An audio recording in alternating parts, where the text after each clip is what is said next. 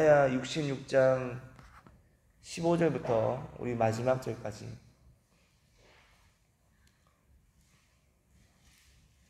(66장 15절부터) 마지막 절까지 교독하고 마지막 절은 같이 읽겠습니다. 보라, 여호와께서 불에 둘러싸여 강림하시리니 그의 수레들은 회오리 바람 같으리로다. 그가 혁혁한 위세로 노여움을 나타내시며 맹렬한 화염으로 책망하실 것이라. 여호와께서 주각하는 모든 열국에 주관을 베푸시는즉 여호와께서 죽임당할 자가 많으니 스스로 거룩하게 구별하며 스스로 정결하게 하고 동산에 들어가서 그 가운데에 있는 자를 따라 돼지고기와 가증한 물건과 쥐를 먹는 자가 다 함께 망하리라. 여호와의 말씀이니라. 내가 너희의 행위와 사상을 안다. 내가 이르면 문나라와 문나라 다른 민족들을 모으리니 그들이 와서 나의 영광을 볼 것이며 내가 그들 가운데에서 징조를 세워서 그들 가운데에서 도피한 자를 여러 나라 곧 다시스와 뿔과 활을 당기는 룩과 및 두발과 야완과 또 나의 명성을 듣지도 못하고 나의 영광을 보지도 못한 먼 섬들로 보내리니 그들이 나의 영광을 문나라에 전파하리라.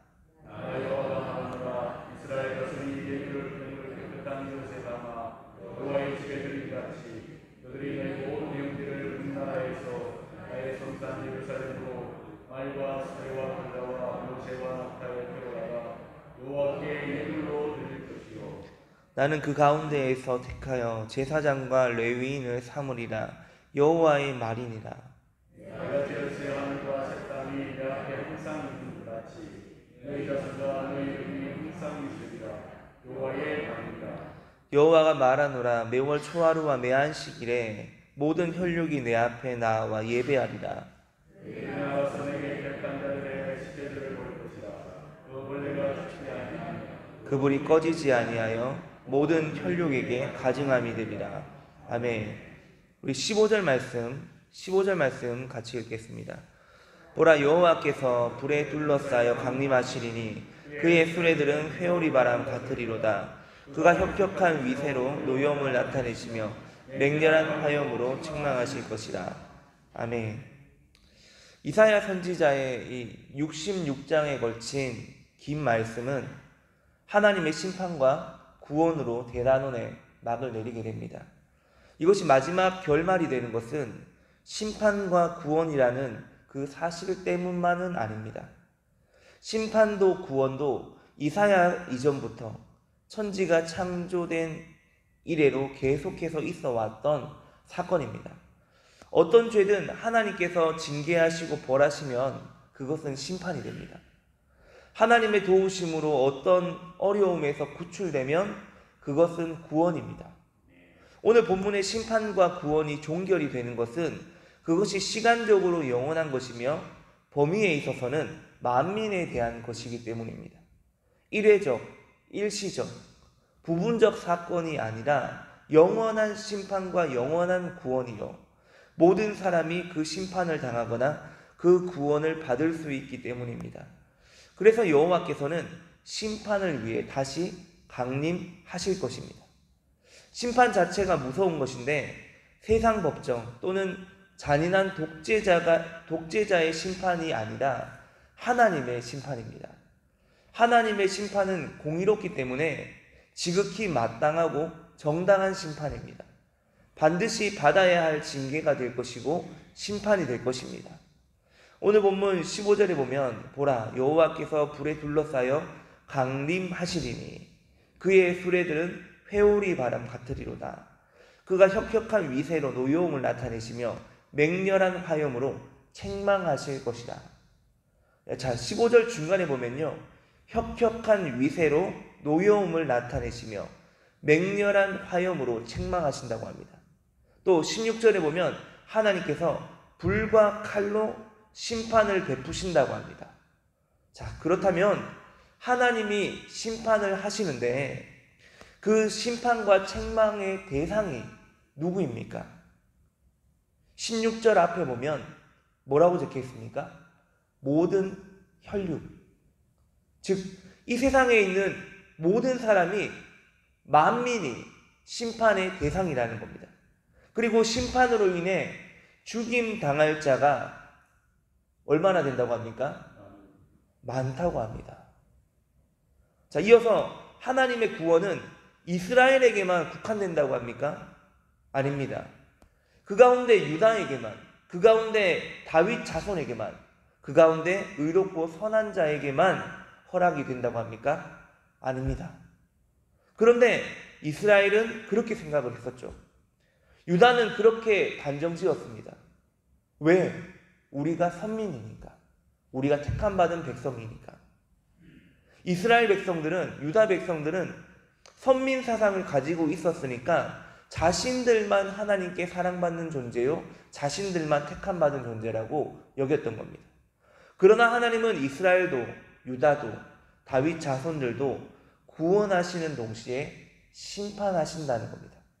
그리고 모든 민족, 모든 백성들도 구원하신다는 겁니다. 물론 세상 모든 사람들, 모든 죄인들이 다 용서받는다는 것은 아닙니다. 만일 그들 모두가 하나님께로 돌아온다면 모든 죄인이 하나님이 부르실 때 아멘으로 화답하고 여호와의 말씀으로 말미암아 떠는 자가 되면, 말씀에 반응하는 자가 되면 세상 모든 죄인들은 구원을 받게 될 것입니다.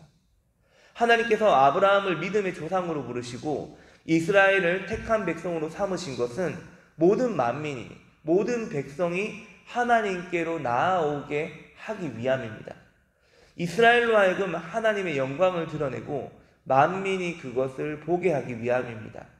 하나님은 심판과 구원에 혈통이나 인간적인 어떤 조건과 자격을 설정하지 않았습니다. 하나님은 이스라엘을 불러 만민이 하나님의 영광을 보게 하시겠지만 이스라엘이 그 역할을 감당하기는커녕 세상 만민보다 더 패역한 백성으로 전락하자 19절과 20절입니다. 우리 19절과 20절 같이 읽겠습니다.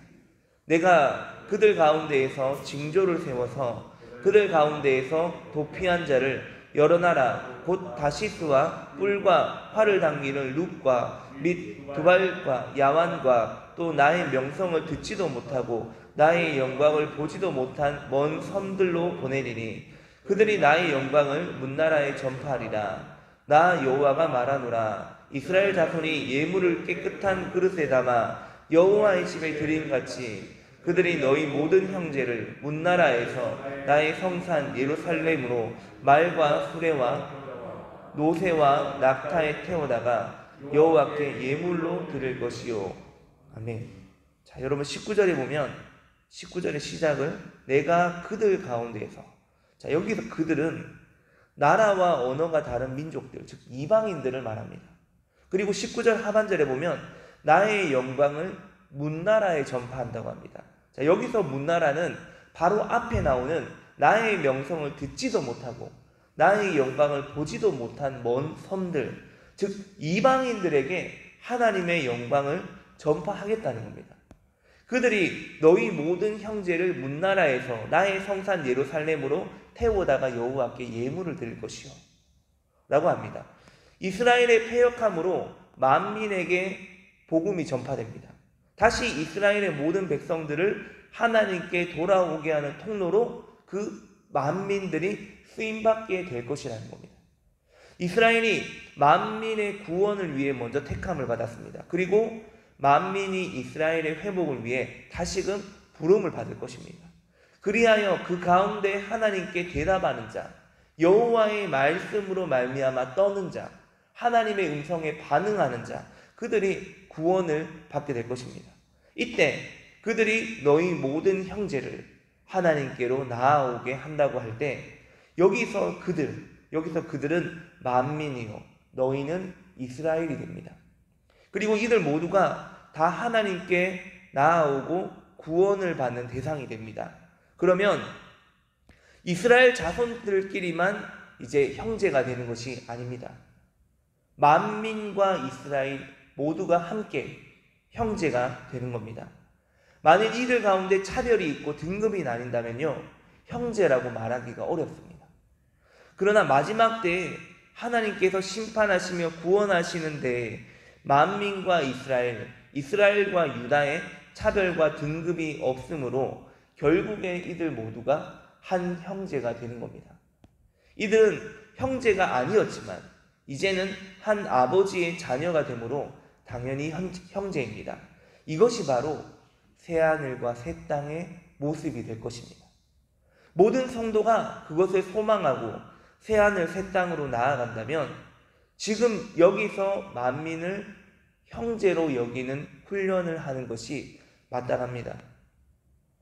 제가 몇 달 전에 어린이부 설교를 할 때 제가 아이들에게 이렇게 말했습니다.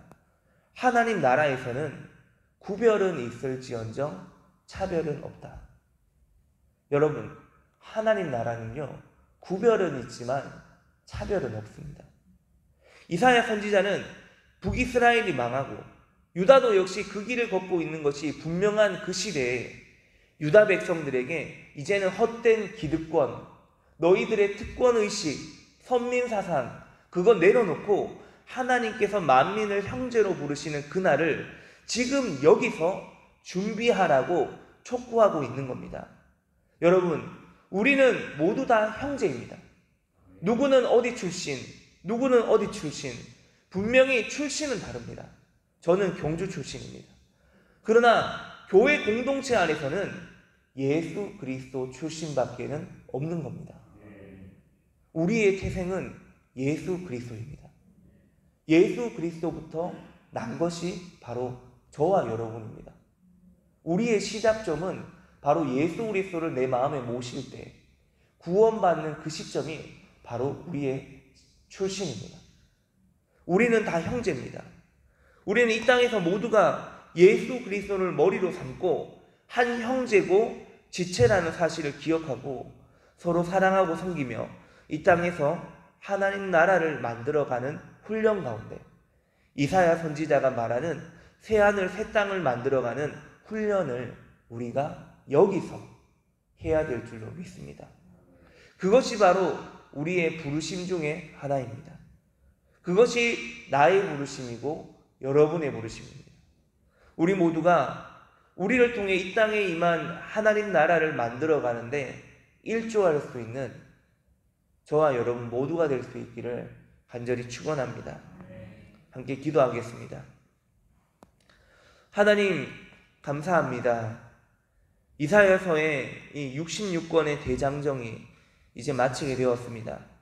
참 쉽지 않은 말씀을 우리가 묵상하고 나누면서 구원과 심판이라는 큰 틀에서 하나님 나라와 새하늘 새 땅을 바라보게 하심을 감사드립니다.